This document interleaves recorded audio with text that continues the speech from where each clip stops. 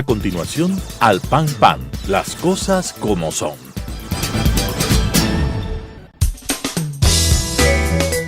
Clasificación B, bajo supervisión de un adulto.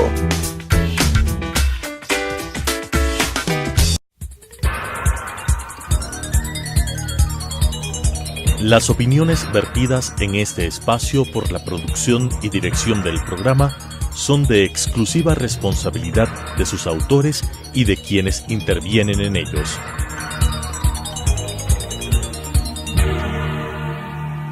Telesucesos Canal 29 UHF presenta Al Pan Pan, las cosas como son. Coyuntura y calidad de la democracia con la conducción de Patricio Aro. Al Pan Pan, las cosas como son. Cordiales saludos a la gran audiencia de Telesucesos Canal 29, el canal diferente. Saludamos con mucho entusiasmo a esa gran audiencia que semana a semana nos acompaña a decir las cosas como son.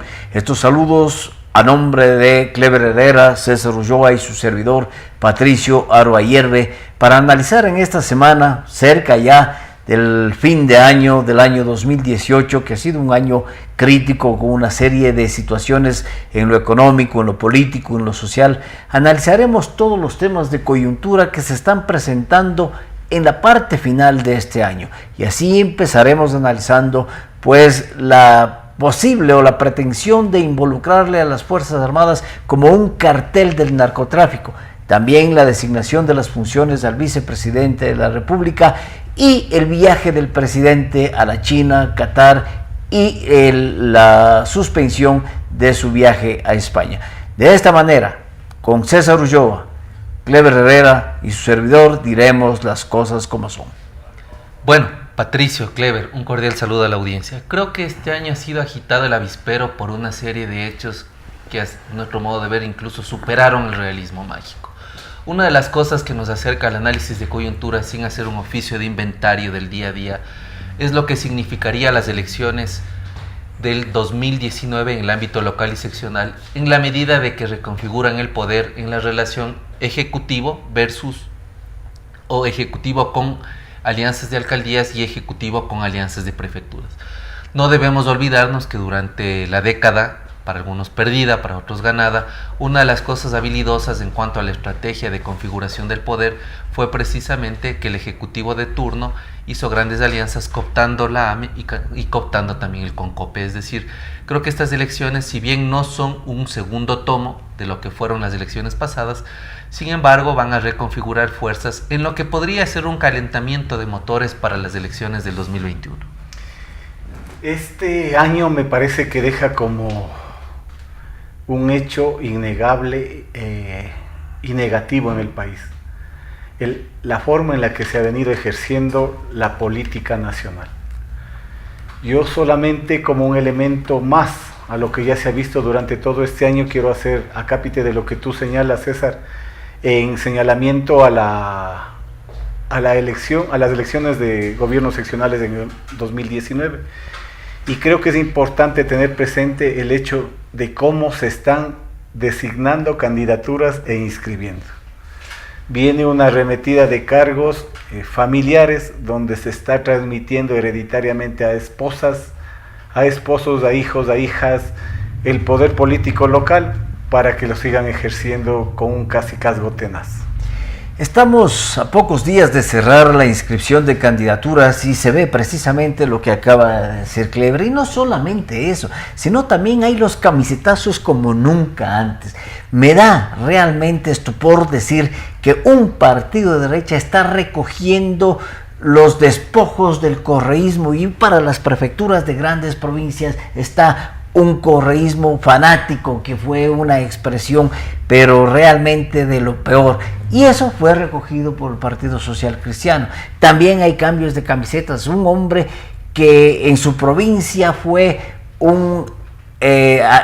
designado asambleísta varias veces por el Partido Sociedad Patriótica, hoy simplemente participando por Creo. Es decir, la ideología, el concepto, la rigidez de servicio, la lealtad a los movimientos y organizaciones políticas no tiene absolutamente ningún valor. Entonces, eso realmente, sumado a lo que dice Kleber, que además se están reconfigurando los cascazgos locales, es una demostración de que la clase política en el Ecuador realmente merece mucho cuestionamiento. Bueno, yo creo que salimos de una época de un sistema de partido predominante que estuvo bajo el criterio hegemónico del Alianza País a una crisis de partidos y a un sistema multipartidista, sobre todo en lo local.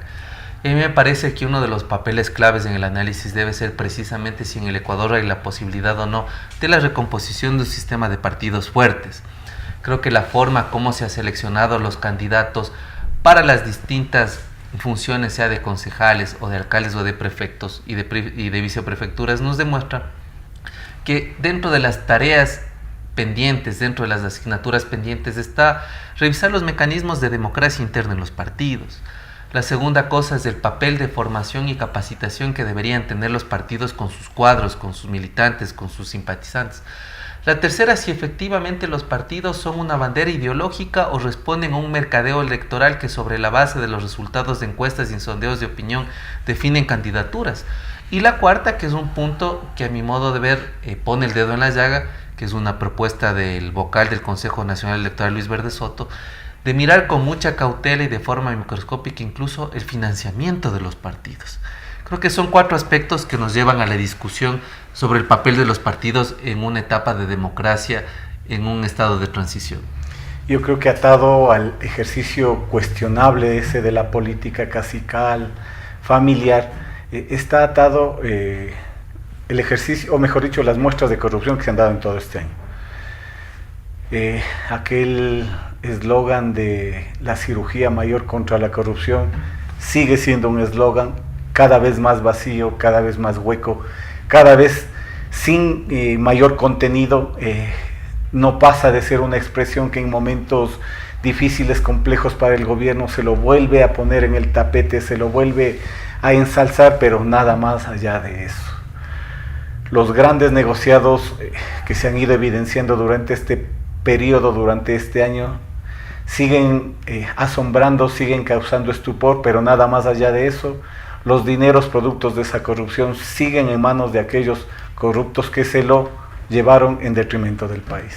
La realidad y la coyuntura hacen pensar que en el análisis del sistema de partidos y de los partidos, creo que es hora de repensar o de pensar en los partidos a nivel nacional y en lo subnacional. Creo que es el momento que los partidos a nivel nacional deben ser partidos fortalecidos, partidos grandes, y en el nivel subnacional partidos que realmente representen a su población y a su contenido. Entonces no puede ser esa gran cantidad de movimientos y partidos políticos que hoy en todo nivel están apareciendo. Es decir, en un momento determinado un partido que nació en una parroquia puede convertirse fácilmente en un partido nacional y entregar una candidatura seria.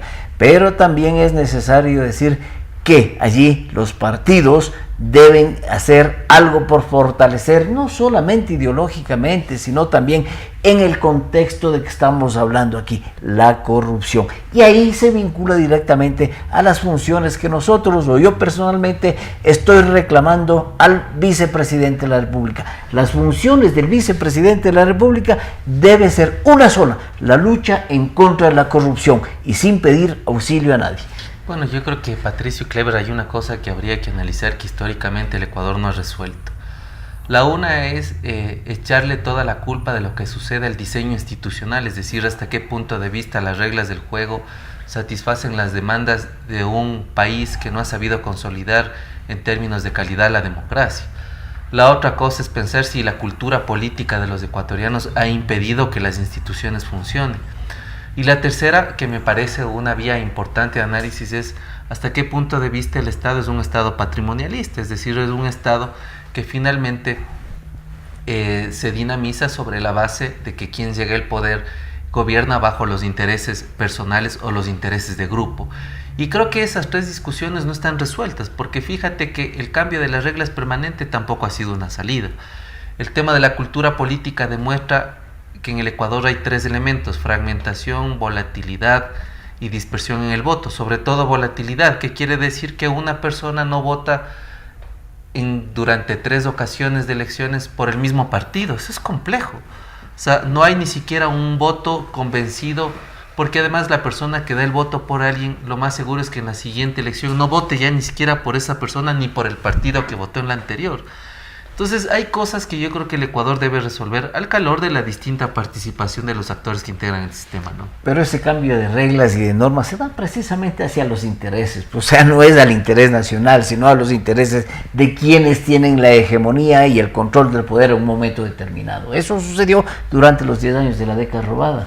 La correlación de fuerzas políticas coyunturales ha ido determinando cómo se va estableciendo la nueva normativa jurídica, legal. Se estableció precisamente el nuevo diseño institucional en Montecristi. O sea, son temas que efectivamente hay que discutirlos, hay que analizarlos, el país requiere respuestas para ver alternativas de solución. Sin embargo, en el ánimo de seguir con el esquema planteado para este diálogo, yo creo que hay un sinnúmero de cosas que siguen apareciendo, ¿no? Unas positivas y otras negativas. Yo quiero hacer señalamiento a una positiva. Un ecuatoriano residente en Europa acaba de ser galardonado con el reconocimiento al investigador del año por haber creado una propuesta de limpiar los océanos de los plásticos contaminantes. Quizá esa es una de las pocas cosas positivas que ha habido en el transcurso de este año, y yo quiero destacar eso. Es digno de elogio el esfuerzo y la dedicación de este joven, porque es uno de los inventores más joven, o quizás el inventor más joven de ese evento precisamente, y merece el reconocimiento de todos nosotros. Bueno, yo creo que en el plano de la coyuntura podríamos nosotros tal vez hacer un ejercicio de dividir entre lo más urgente y entre lo que podría ser de mediano y largo plazo. Y a mí me parece que lo más urgente es aquello que está atado con el tema económico. Es decir, hasta qué punto de vista el gobierno puede satisfacer un endeudamiento que hace que en temas de déficit fiscal el Ecuador no haya cubierto la brecha.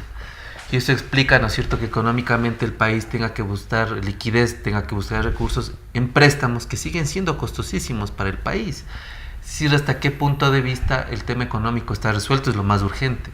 La otra cosa que no está resuelta tampoco de manera urgente es la independencia de las funciones del Estado. A mí me parece que, si bien hay un esfuerzo del Consejo de Participación Ciudadana y Control Social Transitorio, todavía no se resuelve cosas importantes que creo que entre este y el próximo año estarán en discusión. Por ejemplo, la designación del fiscal, lo que tiene que ver con el contralor. Creo que todavía esta relación entre asamblea, poder ejecutivo, función de transparencia, control social, electoral, todavía no está resuelta. Y otro tema urgente que a mí me parece clave es que en el Ecuador todavía no hay una recomposición del tejido social, es decir, vemos una apatía de la ciudadanía, pese que hay actos de corrupción permanentes, pero a mí me da la impresión que todavía que la gente sigue cruzada de brazos. Entonces creo que son hechos que de manera urgente se pueden seguir analizando al calor de la coyuntura. En efecto es así, la parte económica es una situación bastante seria y bastante crítica. El presidente de la República y el gobierno en su línea de acción y en su línea de gobierno le apuesta a la reducción, o le ha apostado a la reducción del Estado, a la reducción del gasto público y también a la inversión privada. Pero por datos del propio Ministerio de Economía se necesitan, o se gastaron en el semestre anterior 7.755 millones, y solo en sueldos y salarios se gastaron 4.428 millones de dólares, cifra que representa un crecimiento del 3% mayor a la misma época del año pasado. Yo creo que queda claro una vez más de que la mesa jamás estuvo servida, de que el despilfarro de los 10 años del gobierno de la Revolución Ciudadana llegaron a un tope. Y este gobierno, que es una secuencia del gobierno de la Revolución Ciudadana, no sabe, no tiene certezas de cómo enfrentar los problemas económicos que tiene el país en estos momentos. La opción ha sido endeudarse nuevamente con China, 900 millones al 6.5%, y renegociar la entrega de petróleo. Sin embargo, ya se está hablando de que para el próximo año uno de los temas de discusión en la proforma del 2019 es la reducción de los subsidios, ¿no? Y- Mientras los impuestos a los grandes grupos empresariales sigue quedando ahí medio en stand-by, porque cobrarles los impuestos sería atacar al desarrollo del país. Y se ha calificado de un gran logro esta deuda de 900 millones de dólares, que lo que va a servir es para pagar el sueldo de Navidad y el 13º sueldo de los ecuatorianos. Bueno, yo creo que el presidente siempre ha estado entre la espada y la pared, en el sentido de que tú recibes un Estado quebrado, con una crisis de institucionalidad enorme, con una corrupción galopante y además en un proceso de transición. Entonces, ¿cuáles son las alternativas que desde el diagnóstico a la práctica pueden de alguna manera oxigenar económicamente el Ecuador? Es un tema complejo. La una es indudablemente seguir con una política que no desmerezca ni reduzca lo que significa la inversión social, sobre todo en temas de educación, que me parece que sería un error enorme.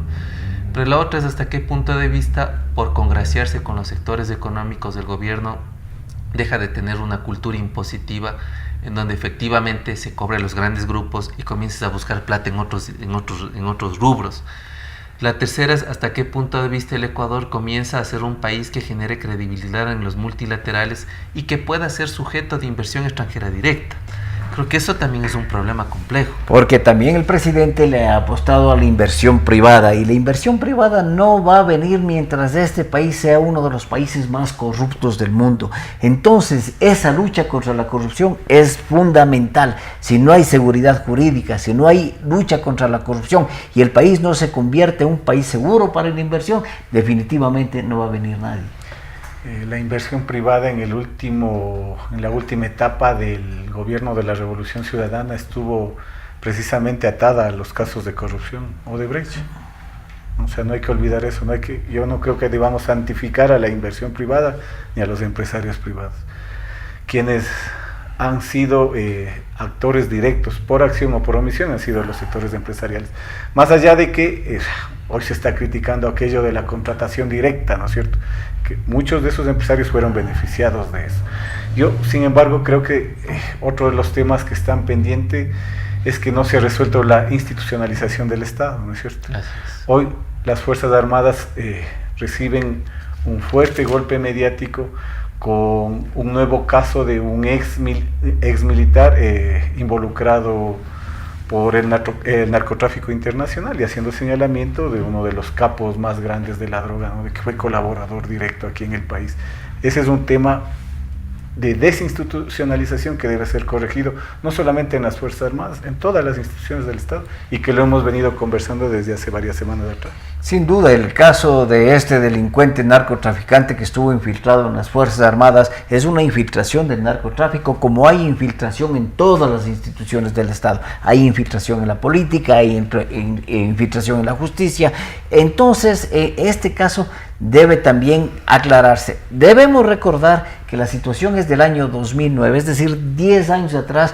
Este señor empezó a traficar droga a través de los corredores hacia el mar y fue detenido por acciones de la inteligencia militar en coordinación con la inteligencia policial. Fue detenido en un control en un camión, dicen, del ejército. Era un camión hino blanco con sellos puestos del ejército, o sea, no eran los vehículos del ejército, porque es importante que la población sepa, y nuestra audiencia debe saber, para que se mueva un vehículo desde cualquier punto, inclusive para hacer circuitos en una ciudad, debe tener el visto bueno del comandante. Entonces no es que pueden sacar fácilmente un camión para que se mueva y recorra el país de oriente a occidente hasta el mar llevando y transportando droga. Hubo una infiltración clara y eso debe decírselo. Yo creo que el pueblo ecuatoriano debe seguir confiando en su institución armada. Bueno, yo creo que hay casos de narcoestado y yo no sé si sería lo correcto hablar en esos términos en el tema ecuatoriano, pero yo creo que hay 4 características que determinan que es un narcoestado. La primera es el control de las instituciones por parte de los carteles de la droga.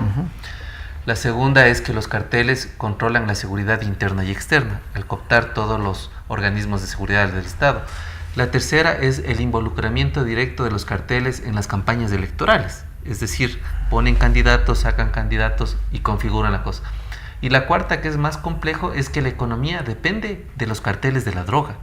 Habría que pensar si el Ecuador cumple estas condiciones, 1, 2, 3 o 4, o qué sucedió en la época en donde se comienza a determinar que hay vinculaciones, si hay lazos y si efectivamente el Ecuador, como han dicho algunos analistas, está por camino o está cerca de tener algunas características de lo que supone un narcoestado. Con esas características habíamos ligado también en este programa en algún momento al Estado fallido. Ecuador está caminando a ser un Estado fallido. Ahora no es tan fácil en un espacio tan corto tratar de decir si cumplen las... Claro, sí. Merece un análisis, ¿no? Claro. Merece un análisis. Sin embargo, hay evidencias de que el gobierno de la Revolución Ciudadana dio paso a que hayan negocios turbios, digamos, ¿no? Se encontró encaletada droga en Manta, la denuncia sobre la venta de armas y municiones que salían desde el propio Ministerio de Defensa, hoy lo de este ex militar, y bueno, una serie de indicios más que no solamente tienen que ver con las Fuerzas Armadas, yo concuerdo plenamente, sino con la justicia, claro, con los jueces, con las instancias administradoras de justicia, y evidentemente se han hecho denuncias respecto a organizaciones políticas o actividades de políticos más que de organizaciones, ¿no? Y la justicia, sobre todo Telmo Castro, este delincuente narcotraficante, salió libre después de haber sido condenado a 13 años por buena conducta. Un narcotraficante, reducido su prisión y su tiempo de permanencia en la cárcel y su sentencia, y sale a los 2 años o menos de los 2 años libre por buena conducta. Realmente la justicia también pone serios cuestionamientos. Bueno, ya mirando en proyección el 2019, me parece que en el Ecuador queda por resolverse casos bastante complejos y que a todo el mundo nos ha puesto en una situación de punta. El caso Balda es un tema que tendrá que resolverse. El caso del general Gabela es un tema que tendrá que resolverse. No queda muy claro cómo operaba, cuáles fueron los criterios, ni tampoco se ha desempolvado a totalidad todo lo que sirvió para que la SENAIN opere, por ejemplo. Es decir, el tema de la SENAIN todavía está por estudiar. Y el otro tema grave es todas las transgresiones a los derechos humanos que fueron denunciados ya en Naciones Unidas del año 2016 y 2017.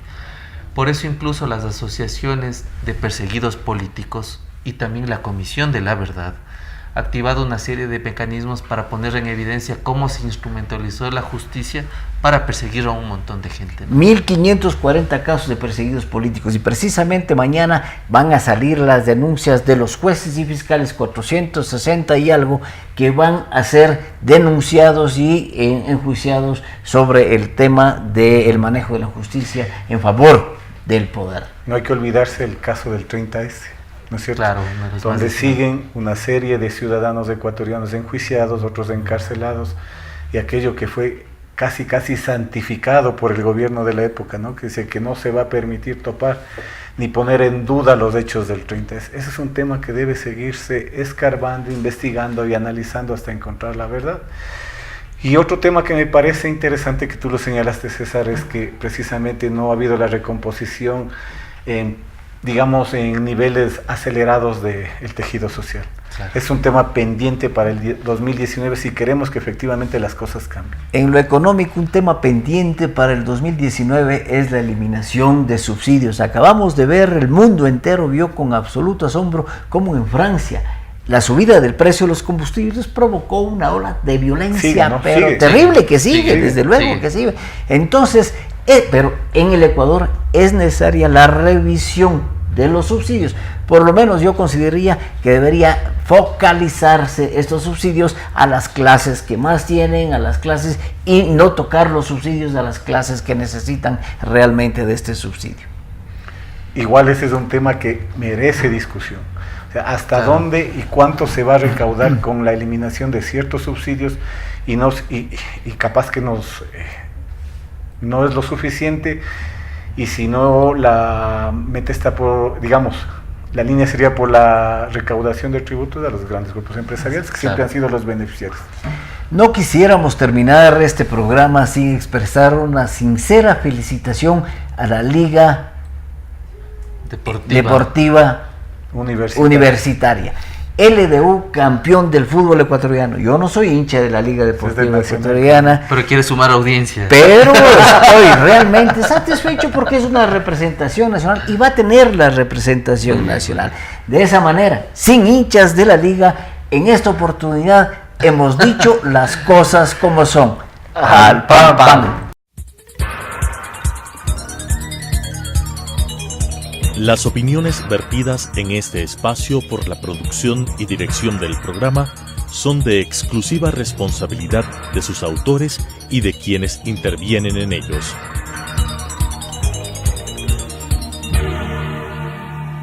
Telesucesos Canal 29 UHF presentó Al Pan Pan, las cosas como son. Coyuntura y calidad de la democracia con la conducción de Patricio Aro. Al Pan Pan, las cosas como son.